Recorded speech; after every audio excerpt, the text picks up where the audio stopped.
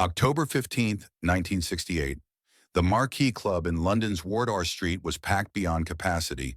180 people crammed into a space meant for 150, all there to witness what nobody knew would become one of the most educational nights in music history. James Brown had arrived in London that morning for his European tour. At 35, he was the undisputed godfather of soul, the man who'd invented funk, who made audiences scream with pure rhythm.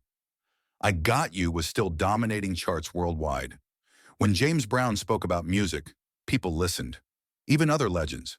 But James Brown had something on his mind, something that had been bothering him for months. This new wave of rock guitarists, loud, distorted, calling themselves revolutionaries. And at the center of it all was a young black guitarist who, in James's opinion, was betraying everything soul music represented.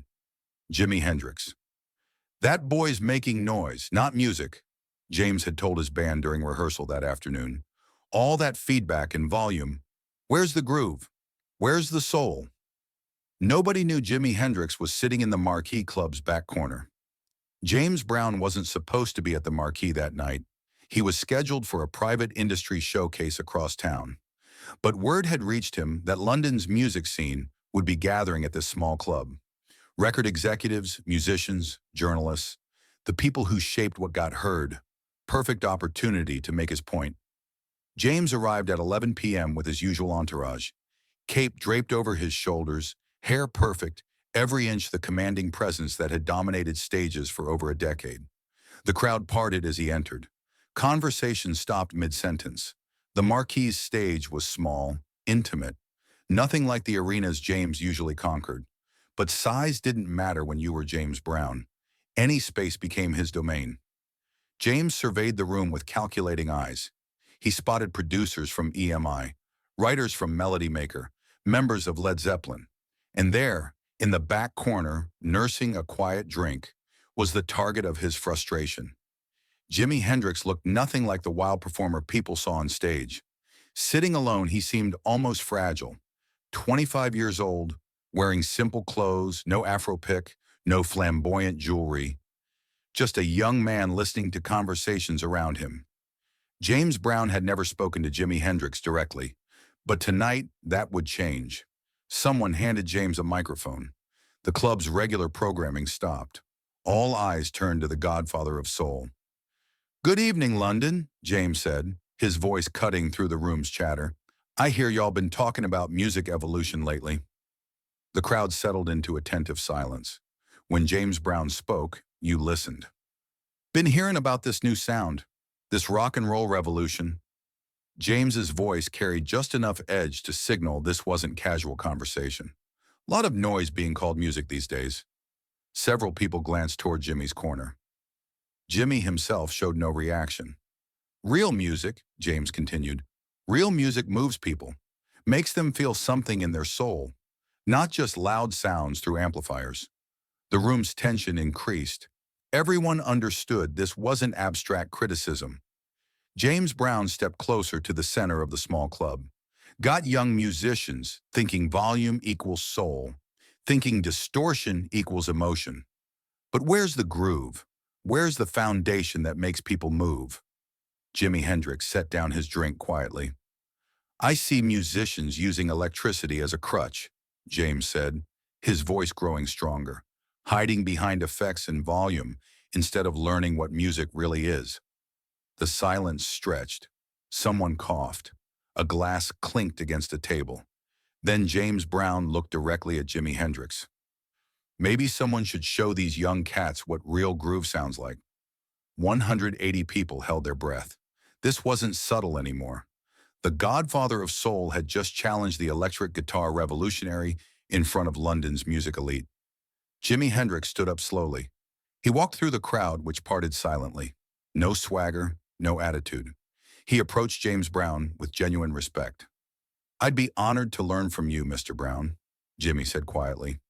His voice was soft, humble, no defensiveness, no anger. Just a young musician expressing genuine interest in learning from a master. James Brown hadn't expected this response. He'd anticipated argument, maybe defensiveness. Instead, he found himself facing someone who seemed genuinely eager to absorb whatever he had to teach. "You play?" James asked. "A little," Jimmy replied. Someone laughed nervously. Everyone in the room knew Jimi Hendrix played a little. "Well then," James said, "let's see what you got without all them effects and amplifiers." The Marquee's house guitar sat in the corner. A simple Fender, plugged into a small amp. No pedals, no effects. Just wood and steel and electricity in its most basic form. Jimmy walked to the instrument with deliberate calm. He picked it up carefully, adjusted the strap, spent 30 seconds tuning. Each string received his complete attention. The room watched in complete silence, but the silence wasn't empty. It was charged with anticipation and skepticism. James Brown crossed his arms, waiting. In his experience, most guitarists either rushed to impress or hesitated out of nervousness. Jimmy did neither. He simply prepared, methodically, professionally, like a surgeon preparing instruments.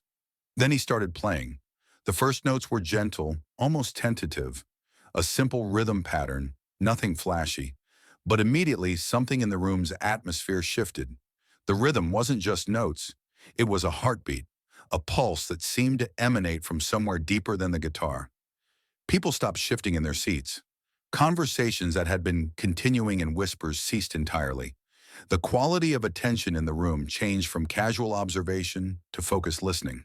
James Brown felt his skepticism begin to crack. This wasn't what he'd expected. The young guitarist wasn't trying to overwhelm with volume or complexity. Instead, he was doing something more challenging, creating compelling music with minimal resources. Jimmy was playing "I Got the Feelin'," James Brown's own song. But this wasn't imitation. This was interpretation. Jimmy's fingers found spaces in the melody that James had never explored. He made the guitar breathe, pause, speak in ways that revealed new dimensions in familiar music. James Brown stopped smiling. The young guitarist's approach was unlike anything James had encountered. Jimmy wasn't trying to replicate the original arrangement. He was having a conversation with it, finding hidden corners, revealing possibilities that even the song's creator hadn't imagined. Every note served the groove. Nothing was wasted, nothing was excessive. This was pure musical intelligence operating at a level that transcended technical skill. 2 minutes in, James Brown realized he was witnessing something unprecedented. The Godfather of Soul found himself unconsciously nodding to the rhythm. His trained ear began dissecting what Jimmy was doing, the way he used space between notes as deliberately as the notes themselves, how he made silence speak. This wasn't amateur stumbling around a melody. This was systematic musical deconstruction and reconstruction. James had spent decades perfecting the art of groove, understanding that real funk lived in the spaces between beats as much as in the beats themselves. Watching Jimmy work, he recognized a kindred understanding. The young guitarist wasn't just playing James's song, he was demonstrating that he comprehended its architectural principles. A cold realization began forming in James Brown's mind. He might have seriously misjudged this artist. Jimmy transitioned seamlessly into Purple Haze, but stripped of all its psychedelic production, the song revealed itself as something different entirely. Built on a foundation of pure groove, it became a soul song, a blues song, a conversation between tradition and innovation. His fingers moved with surgical precision, but every movement felt completely natural, like the guitar was an extension of his nervous system, responding to thoughts before they became conscious intentions. The 180 people in the Marquee Club stood transfixed. This wasn't a performance designed to entertain. This was education. Every note demonstrated possibilities they hadn't known existed. In the back corner, a young record executive pulled out a notebook and began writing frantically. Near the bar, members of Led Zeppelin exchanged glances that mixed admiration with concern. They were witnessing someone operate on a level that challenged their own understanding of what electric guitar could accomplish. The club's usual atmosphere, drinks clinking, casual conversation, the typical background noise of industry gatherings, had completely evaporated. Even the bartender had stopped working, standing motionless with a glass in one hand, completely absorbed in the musical education happening 15 feet away. This wasn't audience entertainment. This was a masterclass that everyone present understood they'd be discussing for the rest of their lives. James Brown found himself leaning forward, studying Jimmy's technique. The way he bent strings, the way he used silence as powerfully as sound, the way he made rhythm and melody serve each other rather than compete. 5 minutes in, something unprecedented happened. Jimmy began playing one of James Brown's deepest cuts, a song from early in his career that most people in the room wouldn't recognize. But he played it perfectly, note for note, arrangement for arrangement, as if he'd been studying James's catalog for years. Then he started adding his own elements, subtle variations that enhanced rather than altered the original concept, harmonic extensions that made the song sound more complete, more realized than it had ever sounded before. James Brown's mouth fell open slightly. This young guitarist wasn't just technically proficient, he was musically literate in ways that went far beyond genre boundaries. He understood the language of funk, soul, blues, rock, and jazz, and he was speaking all of them simultaneously. The room remained silent except for the guitar. 180 music industry professionals listening with complete attention to a masterclass in musical communication. 7 minutes in, Jimmy began to improvise. Not showing off, not demonstrating speed or flash, just exploring musical ideas in real time. His improvisation built on everything he'd played before, creating a narrative that connected James Brown's funk innovations to the broader history of American music. James Brown felt something he hadn't experienced in over a decade: professional humility. Here was a young man, 25 years old, demonstrating mastery over musical concepts that James had spent his entire career developing. And Jimmy was doing it with such respect, such obvious reverence for the source material, that James couldn't even feel angry about being surpassed. Instead, he felt something unexpected: pride. Pride that his music had contributed to creating this level of artistry. Pride that the foundation he'd built was strong enough to support structures he'd never imagined. The Godfather of Soul realized, standing in that small London club, that he was witnessing his own legacy being honored and extended simultaneously. James Brown recognized passages from Robert Johnson, from Muddy Waters, from Chuck Berry, all flowing together in a stream of consciousness that revealed the deep connections between every form of American popular music. This wasn't a young man trying to prove himself. This was an artist demonstrating the unity underlying musical diversity. 8 minutes in, Jimmy brought everything full circle, returning to the opening rhythm of "I Got the Feelin'." But now it sounded completely different. Richer, deeper, more complex. Like he'd taken James's original idea and shown everyone what it could become. When he stopped playing, the silence lasted 15 seconds. Then came applause. Not the wild cheering typical of rock concerts, but the respectful, almost reverent acknowledgement that happens when people witness mastery. Jimmy set the guitar down carefully and looked at James Brown. "Thank you for the lesson, Mr. Brown," he said quietly. James Brown stared at him for several seconds without speaking. Finally, he walked over and extended his hand. "Son," James said, his voice barely audible, "I think you just taught me something." The handshake lasted longer than anyone expected. When it ended, James Brown looked genuinely shaken. That was something else," James said to the room. "Y'all just witnessed something special." Someone in the crowd shouted, "Play together!" James Brown nodded slowly. For the next 20 minutes, the Godfather of Soul and the electric guitar revolutionary played together. James sang, Jimmy played, and the Marquee Club experienced a musical conversation that bridged every artificial boundary that had ever been created between genres. But the real story was what happened after the music ended. James Brown found Jimmy backstage, sitting quietly by himself. "Where'd you learn to play like that?" James asked. "Same place you learned to sing," Jimmy replied. "Listening to the masters." James Brown sat down next to him. "I came here tonight thinking I needed to school you about real music." "You did school me," Jimmy said. "Every record you ever made taught me something." "But what you just did out there," James continued, "that wasn't learning from my records. That was understanding music from the inside out." They talked for another hour.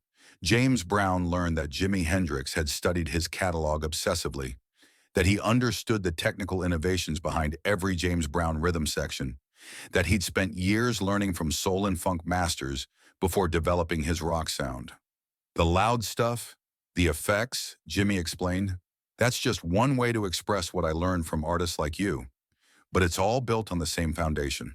October 16th, 1968. The day after the Marquee Club encounter, James Brown called a press conference. Last night I learned something important, he told the assembled journalists. Real artistry isn't about the volume or the style. It's about the depth of understanding. A reporter asked if he'd changed his opinion about rock music. I changed my opinion about judging artists by their surface presentation, James replied. That young man showed me that innovation and tradition aren't enemies. They're partners. The Marquee Club incident became legendary among London's music community. Bootleg recordings circulated for decades. Musicians who were there told the story repeatedly, each time emphasizing different aspects of what they'd witnessed. But the most significant impact was on James Brown himself. In interviews for the rest of his career, James Brown would cite that October night as a turning point in how he viewed musical evolution. Jimi Hendrix taught me that the future of music wasn't about replacing what came before, James said in a 1985 interview. It was about building on it, extending it, finding new ways to express the same fundamental truths. The two men maintained a friendship until Jimmy's death in 1970. James Brown spoke at Jimmy's memorial service, calling him a bridge between what was and what could be.